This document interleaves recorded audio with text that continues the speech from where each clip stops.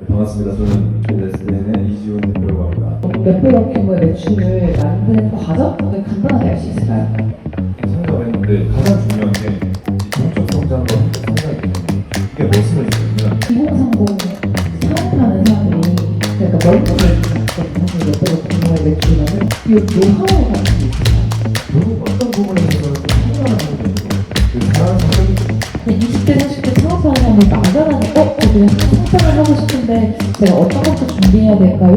제일 중요한 건 결국 내가 될 거예요. 내 성장을 해야 돼요. 시대의 대부분의 내용이 사실 회사 전혀 뭐제 제일 중요하게 생각하는 거는 성공이 제일 중요해요. 네, 안녕하세요. 네, 반갑습니다. 네, 안녕하세요. 네, 오늘 본격적인 인터뷰 시작에 앞서서 먼저 자기소개 먼저 부탁드릴게요. 네, 반갑습니다. 저는 STN을 운영하고 있는 주식회사 STN의 이지훈 대표라고 합니다. 반갑습니다. 네, 단순히 회사를 운영하시는 게 아니라 사실 지금 책을 집필하고 있고 이제 마무리 단계인 걸로 제가 알고 있는데 네. 혹시 앞으로 나올 책에 대한 소개도 가능할까요? 네, 일단 책은 제가 생각하고 있는 채널이라든지 사업에 필요한 여러 가지 것들을 그런 사업 초기에 있는 분들이나 저하고 좀 유사한데 생각이 조금은 다른 분들에게 도움이 되고자 하는 의미에서 책을 준비하고 있습니다. 책을 쓰게 된 이유를 알 수 있을까요? 우선 사업을 하다 보면 생각들을 많이 하게 되고 저는 아무래도 저의 수준보다 이상의 분들이 한 분 한 분이 정말 저는 도서관이고 그냥 작가다 그런 생각을 하고 있는데 그런 또 기회가 또 이렇게 와서 도움을 받으면서 책을 쓰고 있는데 사업적 어떤 그런 비즈니스 어떤 시장에서의 좀 그 긍정적인 영향을 줄 수 있지 않을까 하는 생각이 제일 첫 번째였고요. 두 번째는 아무래도 제 생각의 정리의 의미가 좀 컸습니다. 제 생각이 그 문장에 의해 정리가 되면 이게 또 저의 생각을 반영하는 하나의 결과물이 될 수 있기 때문에 그런 의미에서 책을 썼고요. 물론 또 힘든 것도 상당히 많았습니다. 제일 힘든 게 시간이 없어요. 아무래도 늦은 시간까지 일을 하거나 사람을 만나고 와서 이 글을 정리하고 있으려면 네. 사실 이게 몰입이 잘 안 되는 게 제일 힘들죠. 책을 쓰기 전에 무서웠던 점이나 아니면 책을 쓰기 전에 달라진 생각이 있었는지. 금방 말씀드린 대로 무서운 건 없었고요. 사람들에게 의견을 주고 제 생각을 전달할 수 있는 가장 좋은 영감처럼 쓰고 싶었어요. 그거에서는 저는 무서운 건 없었고 제일 좋아진 건 달라진 거는 생각이 정리가 되죠. 문장으로 정리가 되다 보니까 그냥 이렇게 저렇게 직원들한테 이야기했던 것도 또는 외부의 다른 사람들에게 이야기했던 것도 용어로 정리가 되는 거죠. 사실 제가 듣기로는 이제 매출액이 계속 높아지고 있잖아요. 네네. 그렇게 좀 몇백억 규모의 매출을 만드는 과정을 간단하게 알 수 있을까요? 성장을 했는데 가장 중요한 게 이 종적 성장과 획적 성장의 개념이에요.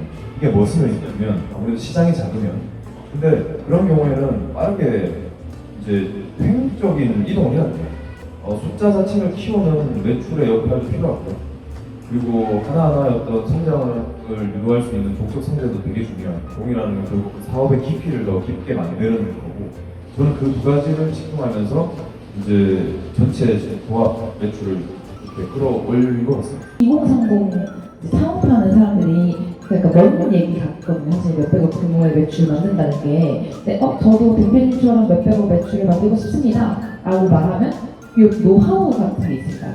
결국 어떤 부분에 있어서는 좀 타고나는 부분도 있는 것 같아요. 그 사람의 성격인 거죠. 자기의 성격을 아는 게 제일 중요하고 자기의 성격이 성장이니까 매출을 키워나가고 혼자 종의 성장을 다 만들어낼 수 있는 사람이라면 그런 자기의 능력에 투자를 하고 여러 가지 그 수준에 맞는 대표들이나 이런 분들을 만나요.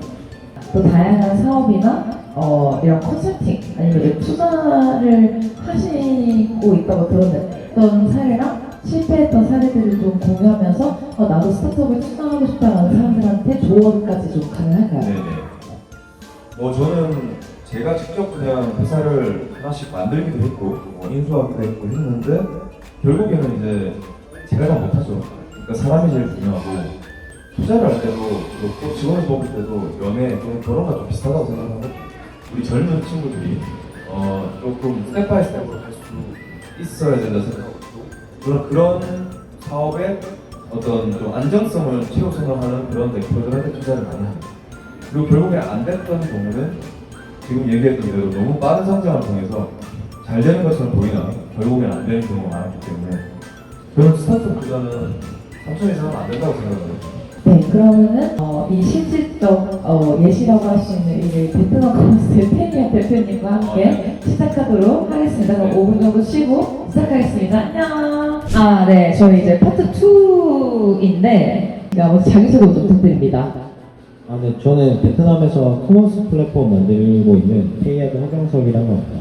먼저 그런 경영에 대한 이야기에 앞서서 공간 건축 공학과를 나오셔서 공간 디자인을 공부하셨는데 사실 저도 이 공간을 제가 공간 디자인을 배워본 적은 없지만 이런 공간 디자인에 대한 니즈가 제가 많아진다고 생각하는 건 많은 사람들이 자기만의 공간을 가지고 싶은 니즈가 최근에 되게 많아진 것 같더라고요. 그래서 이거는 이제 이준 대표님의 경험을 살려서 처음 나만의 공간 혹은 공간 디자인을 하고 싶은 사람이 있다면 그런 꿀팁 같은 거를 좀 알 수 있을까요? 좀 사례를 많이 찾는 게 제일 중요할 거예요. 그거 있죠. 뭐 옛날에 우리 동네 뭐 밀리오레 세대다 보니까 밀리오레 가면은 이거 사고 그러면 안 된다. 요대로 사야 된다. 저 그걸 그대로 사서 항상 입었어요. 그것처럼 핀트레스트 이것저것 찾으면 안 되고 그 공간을 공부를 하면 그 공간 그대로 보여주고 요것처럼 해야지. 입구는 여기처럼, 뭐는 여기처럼 이러면 그 공간의 정체성이 사라져요. 공간 구성에서 제일 중요한 거는 동선이에요. 그래서 이제 퍼블릭 스페이스, 네. 프라이빗 스페이스에서 두 가지가 제일 중요해요. 그래서 개인의 공간, 그리고 열린 공간. 그래서 어떻게 보면 폐쇄적 공간이 있고 네. 동선을 기반으로 가구 배치를 하거든요. 제일 중요한 게 동선이다. 오, 되게 꿀팁이네요. 이 특수 조명을 선택하게 된 이유랑 또 어떻게 보면 지금 상장 준비를 하고 있다고 들었는데 그 과정, 지금 진행되고 있는 과정을 좀 알 수 있을까요? 일단 먼저 제가 상장을 먼저 얘기를 하면 먹고 찍고 같고요. 이거는 좀 오해 소지가 있을 것 같아서 네. 공식적으로 얘기하기 좀 어려운 게 아직은 이 단계다 보니까 그렇죠. 특수 조명을 선택했던 건 아까 말씀 주신 대로 타이밍이었어요. 니치 마켓이라고 하죠. 결국에는 블루 오션이 아닌 레드 오션 중에 레드 오션이 조명. 경쟁이 너무 치열해지고 있을 때 특화 조명이라는 게 뿅 하고 튀어나왔어요.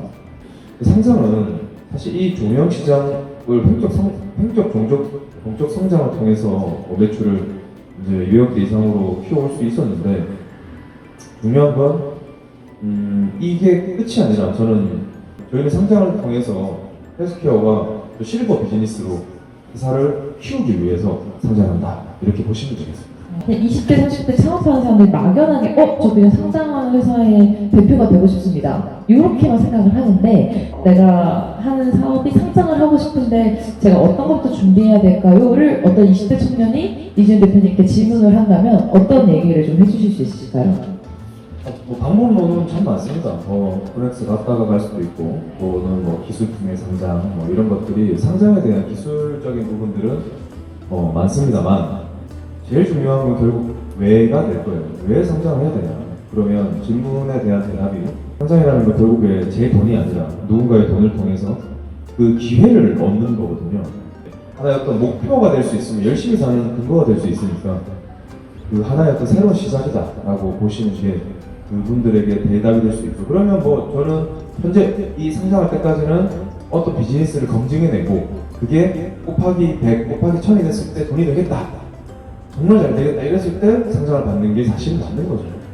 이제 이준 대표님 책이 거의 마무리가 되고 있고 이제 그 목차에 보면은 파트 2의 대부분의 내용이 사실 회사 경영, 뭐 인사 관리 팁, 재무 관리, 뭐 상품 정의, 고객 확립, 마케팅 이런 키워드들로 목차를 이제 짜셨거든요. 그래서 각자 어떤 얘기를 하고 싶으신지 두 분께 궁금합니다.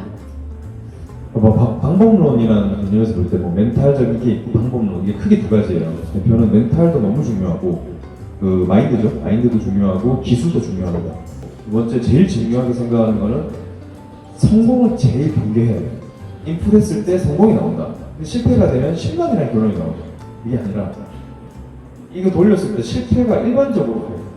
그러면 이게 계속 돌다 보면 하면서 톡 튀어나오는 게 성공이에요. 왜 됐지? 왜 돈을 벌었지? 세상에 돈은 거짓말 안 하거든요. 돈을 벌었다는 거는 뭔가 있어요. 나 정말 이제 잘 되는구나. 차 뽑고 돈 쓰고 뭐 속된 말로 술도 마시러 다니고 그러면서 회사가 기울게 됩니다. 근데 그때 경계해야 된다는 게 집중해서 성공 요소를 뽑아야 돼요. 이런 불안감을 가지고 집중해야 되는 게 마인드에서 가장 중요하고요. 기술에서 중요한 거는 소위 얘기해서 오른손에는 운용의 칼, 왼쪽에는 발전의 칼이 있어요. 그게 뭐냐? 오른손에는 인사, 재무, 기획 이 세 가지가 가장 중요해요. 그리고 왼손에는 상품, 고객, 마케팅을 쥐고 대표는 꽉 쥐고 있어요. 그 두 개를 연결하는 게 바로 마케팅 전략이죠. 이게 대표가 지녀야 될 마인드와 기술이다. 이렇게 얘기할 수 있습니다. 네, 이 페이니아 대표님의 입장에서 경영에서 제일 중요한 건 뭐라고 생각하십니까? 아주 논리적이고 그리고 이익적으로 맞는 답이 있어야 되는 것 같더라고요. 요즘의 포커스는 MZ 세대에 대한 키워드가 되게 많고 ESG 경영에 대한 트렌드가 되게 많은 것 같아요. 그래서 제가 일단 저는 MZ 세대인 것 같아요. 아직 저는 MZ 세대고 이 두 분은 MZ 세대를 다뤄야 하는 대표님들 입장인 것 같거든요. 그래서 요즘 저도 보면 이 공간에서 대기업에서 MZ 세대와 소통 간담회도 하는 걸 보면서 아 요즘 이 윗분들은 MZ 세대와 소통하는 게 되게 중요하구나를 알게 됐었고 이 MZ 세대를 다루는 뭐 전략 그리고 ESG 경영 지속 가능성이 있는 성장을 위해서의 이 회사의 비전을 두 분께 좀 듣고 싶습니다. 그러니까 네. MZ 세대는 MZ 세대라고 안 한다고 하더라고요. 네. 그래서 일단 영어를 하시니까 네네네. 다룬다라는 단어보다는 네. 어떻게 이제 같이 어우러질까에 네. 대한 개념인 것 같아요. 근데 그만큼 똑똑하다 보니까 그래서 좋은 사람을 만나는 게 좀 중요해요. 사실 가장 좋은 인스피레이션은 회사의 성장과 개인의 성장이 똑같을 때인데 개인이 꿈이 없을 때 회사를 다니다 보면 이거 내가 잘하면 내 인생이 참 행복해지겠는데 내가 정말 이 일에 전문가가 될 수 있겠냐라는 걸 좀 찾아주면 양쪽이 좋아요. 그냥 월급을 안 받더라도 배우려고 하는 그런 친구들과 저희는 그렇다는 게 아니지만 그런 사람들과 또 반대로 사회에 그런 기회를 많이 주는 대표들이 잘하게 이렇게 조합되어 있는 세상이 되어야 경험을 쌓을 수 있는데 그런 기회를 열어줘야 된다. 대표는 그런 얘기로 마무리하죠. 그럼 지속 가능성이 있는 경영 자체가 어쨌든 이런 인재를 키우는 거에 대한 포커스가 있다는 네, 거죠? 근데 지속 성장성의 개념은 뭐냐면 아이템에 대한 것도 있어요. 그러니까 아이템이 너무 단발적으로 끝날 거에 우리의 소중한 시간을 쓰지 말라 이런 거죠. 그 시장이 크고 성장하는 데 가야 되는데 근데 그게 또 쉽지 않다.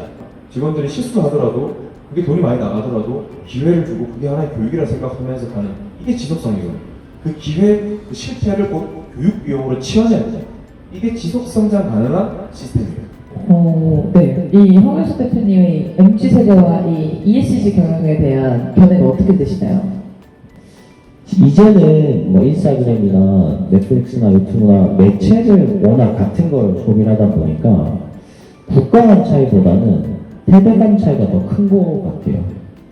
한국에서도 과거 세대보다는 현재 20대들 같은 경우에는 뭔가 좀 더 투명하게 기브앤테이크가 선명하게 서는 걸 좋아하시는 것 같아요. 이 촬영을 마치기 앞서서 앞으로의 우리 회사의 비전 혹은 오늘 촬영했을 때 소감 한마디만 듣고 마무리를 해보도록 하겠습니다. SK는 이 수주를 주로 하긴 하는데 수주를 하되 이걸 이제 어쨌든 어느 정도 니치 마켓에서는 1등을 하고 있습니다. 그래서 1등으로서 그런 노블리스 오블리제 개념에서 보면 많이 베풀어야 되고 또 베푼다는 게 결국에는 돈에 집중하기보다 많은 콘텐츠와 그리고 아까 얘기했던 조형, 조명, 미디어 이런 것들 잘 활용해서 대한민국을 아름답게 만들어야 될 책임과 권한이 있다고 생각합니다.